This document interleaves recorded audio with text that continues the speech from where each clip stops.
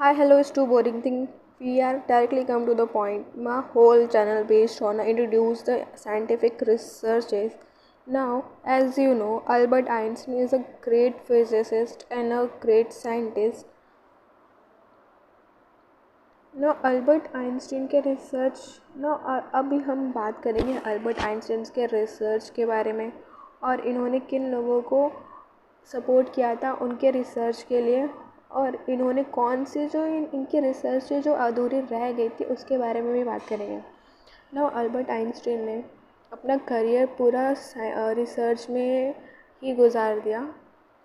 ना फर्स्ट इन्होंने अपने रिसर्च को 3 पेपर में डिवाइड किया था। फर्स्ट रिसर्च ये थी photons.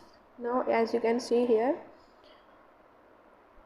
Photon is called light particles and now second paper is a Brownian motion को एक्सपेरिमेंटली प्रूव किया था कुछ सालों बाद एंड एटॉमिक पिक्चर का atomic picture no convincing evidence of a atomic picture of a metal. Atoms का जो matter का जो एटम्स होता है आई मीन एटम्स को ही मैटर बोला जाता है वो क्योंकि वो पार्टिकल्स है ओके और इसके बारे में उसका परफेक्ट पिक्चर बताया था। And the third paper is he giving the special theory of relativities and now relativities के ऊपर मैं आपको कुछ फॉर्मूलाज भी दिखाना चाहूँगी ओके। नाउ लाइट जो लाइट पार्टिकल्स की जो स्पीड होती है ना वो ये है 3 × 10⁻⁹ आई थिंक 9 है।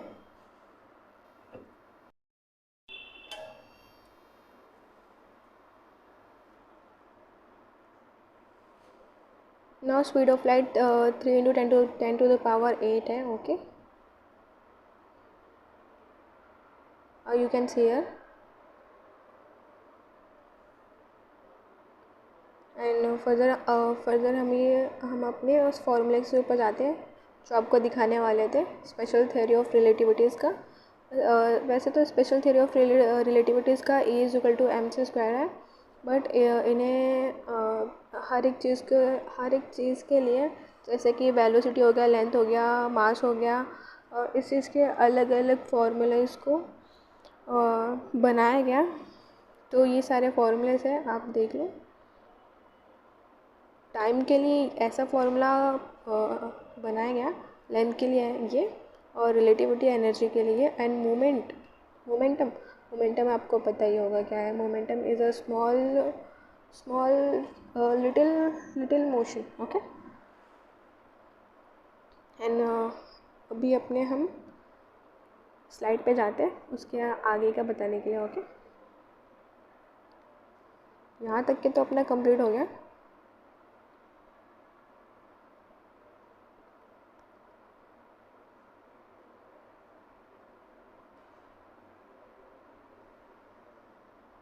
ये सारे ना स्लाइड्स आप एक बार पढ़ लेना अच्छे से okay. And now contribution of Albert Einstein most significant later contribution okay the stimulating energy emission alternative direction the Planck body radiation what is एक कंटेनर है ब्लैक बॉडी उसका रेडिएशंस के बारे में बताया था। जब हीट या फिर हीट जब उस पर कांटेक्ट करती है तो वहाँ से रेडिएशंस इमिट होते हैं ऐसे। And static model universe start with the cosmology के थोड़ा यूनिवर्स के बारे में होना जाना था quantum static as okay. Now इसके बाद उन्होंने 2005 में International Year of Physics Albert Einstein के वजह से डिक्लेयर हुआ था और 2005 में इनके मोनूमेंट पे आई मीन मोनूमेंट्स पे वो किया जाता है क्या किया जाता है मोनूमेंट्स पे इनके लिए इनको याद किया जाता है। द लास्ट थिंग इज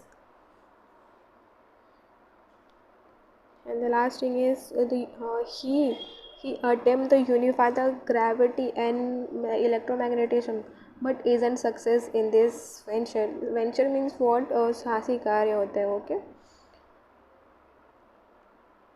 इनको यूनिफाई, और यूनिफाई मीन्स होता है कि एक दूसरे को मिलाना। ग्रेविटी एक डिफरेंट चीज़ है और इलेक्ट्रोमैग्नेटिज्म एक डिफरेंट चीज़ है। दैट्स में वो इस चीज़ों में सक्सेस नहीं हो पाए।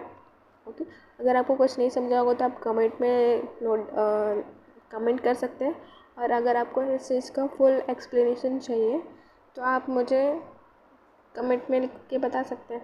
Okay, thank you, bye.